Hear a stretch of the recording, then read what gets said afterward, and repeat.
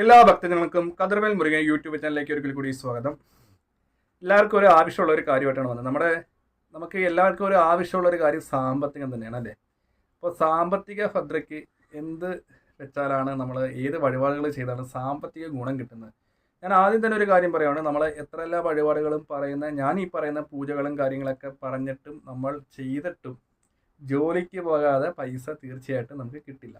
നമ്മൾ എന്ത് വേണം, നമ്മൾ തടസ്സങ്ങളില്ലാതെ ജോലിക്ക് പോകണമെങ്കിൽ നമുക്ക് സാമ്പത്തികം കിട്ടും. പക്ഷേ നമ്മൾ അപ്പോൾ ചോദിക്കും, പിന്നെ ഈ വഴിപാടുകളൊക്കെ എന്തിനാണ് ചെയ്യുന്നത് അല്ലേ?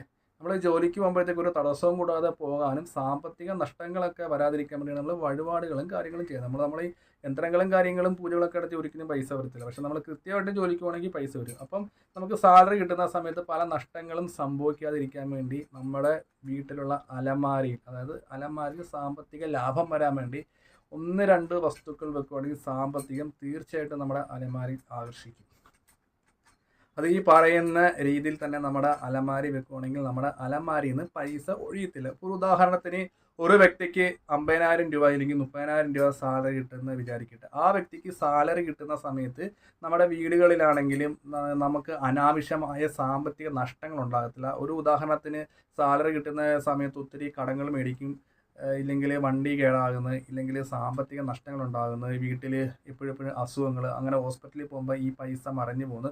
നമ്മൾ നാളെയെന്ന് കരുതി വെച്ചിരിക്കുന്ന പൈസകളൊക്കെ നമുക്ക് പെട്ടെന്ന് ചിലവായി പോകുന്നു. അപ്പം ഈ ഒരു കാര്യം ചെയ്യുവാണെങ്കിൽ അങ്ങനെ അനാവശ്യപരമായ ചിലവുകളൊന്നും നമുക്ക് വീടുകളിൽ ഉണ്ടാകത്തില്ല. ഒപ്പം തന്നെ നമുക്ക് വീട്ടിൽ സാമ്പത്തിക ലാഭം ഉണ്ടാകും.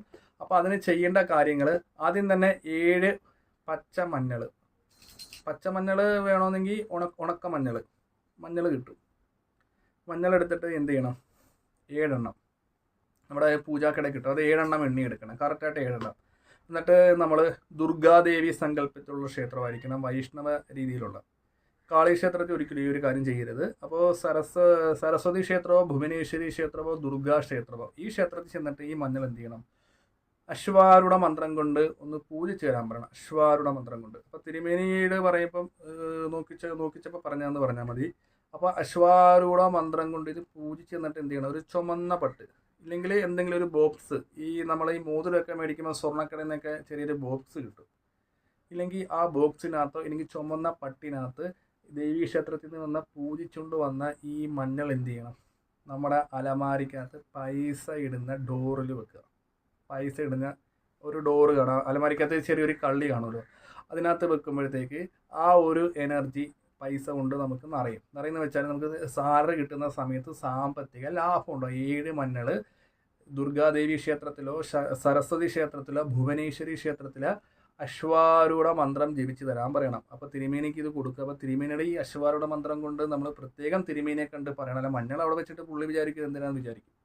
അപ്പോൾ അങ്ങനെ ചെയ്തിട്ട് ഭക്തിപൂർവ്വം ഇത് വെള്ളിയാഴ്ചയോ ചൊവ്വാഴ്ചയോ ഈ പറയുന്ന കാര്യങ്ങൾ ചെയ്ത അലമാരയ്ക്കകത്ത് വെക്കുകയാണെങ്കിൽ സാമ്പത്തിക ലാഭം തീർച്ചയായിട്ടും നമുക്ക് ഉണ്ടാകും. അപ്പോൾ എന്ത് ചെയ്യണം, മഞ്ഞൾ 7 മഞ്ഞൾ അശ്വാരൂഢ മന്ത്രം ജപിച്ച് പൂജിച്ച് തരാൻ പറയണം. ഒന്നെങ്കിൽ സ്വർണ്ണ കിട്ടുന്നകത്ത് ഡെപ്പിക്കകത്ത് 7 എണ്ണം കണക്ട് ചെയ്ത് വെക്കുക. ഡെപ്പി കിട്ടാത്തവർ ചുമന്ന പട്ടിനകത്ത് പട്ട് കൂട്ടിക്കിട്ടി അത് അലമാരിക്കകത്ത് വെക്കുക.